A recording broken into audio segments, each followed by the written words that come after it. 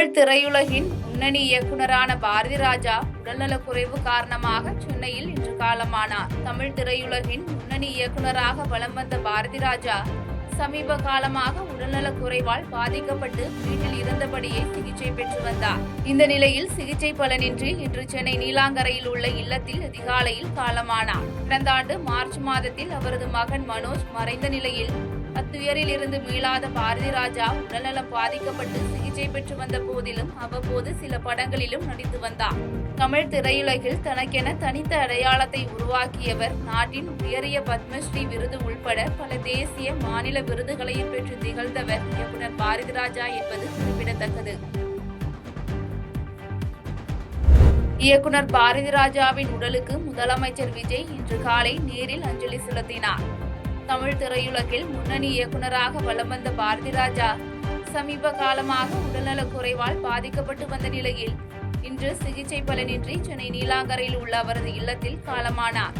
இந்நிலையில் சென்னை நீலாங்கரையில் உள்ள பாரதிராஜாவின் வீட்டுக்கு நேரில் சென்ற முதலமைச்சர் விஜய் மலர் வளையம் வைத்து அவரது உடலுக்கு அஞ்சலி செலுத்தினார்.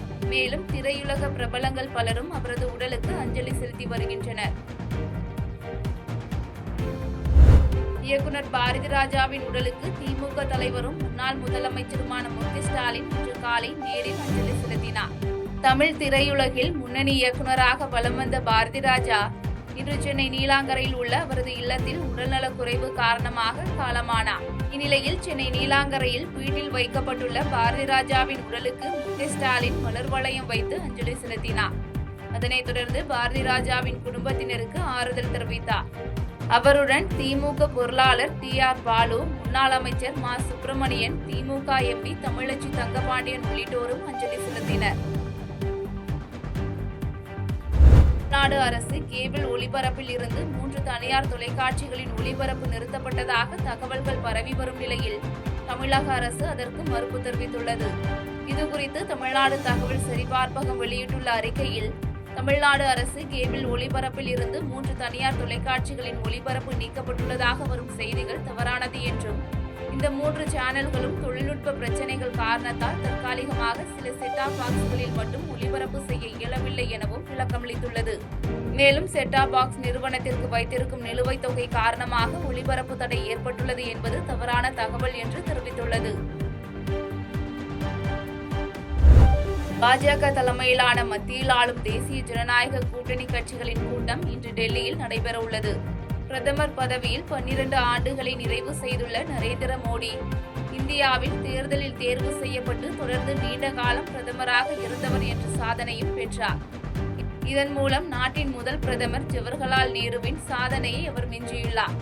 இந்நிலையில் தேசிய ஜனநாயக கூட்டணி கூட்டம் டெல்லி பாரத மண்டபத்தில் நடைபெறவுள்ளது. இதில் பாஜக கூட்டணி ஆளும் 22 மாநிலங்கள், யூனியன் பிரதேசங்களை சேர்ந்த முதலமைச்சர்கள், கூட்டணி கட்சிகளின் முக்கிய தலைவர்கள் பங்கேற்க உள்ளனர். கூட்டத்தில் மத்திய மாநில அரசுகளின் திட்டங்களை சிறப்பாக செயல்படுத்துவது மற்றும் 2047ஆம் ஆண்டுக்குள் வளர்ந்த இந்தியா என்ற இலக்கை எட்டுவதற்கான முன்னெடுப்புகள் குறித்து ஆலோசிக்கப்பட உள்ளன.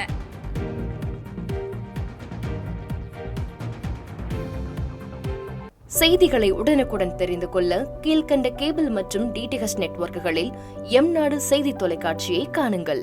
பாதகம் செய்பவரை கண்டால் நாம் பயம் கொள்ளலாகாது பாப்பா. மோதி மிதித்துவிடு பாப்பா, அவர் முகத்தில் உமிழ்ந்துவிடு பாப்பா. அண்மை செய்திகளை உடனுக்குடன் தெரிந்து கொள்ள இணைந்திருங்கள் எம்நாடு தொலைக்காட்சியுடன்.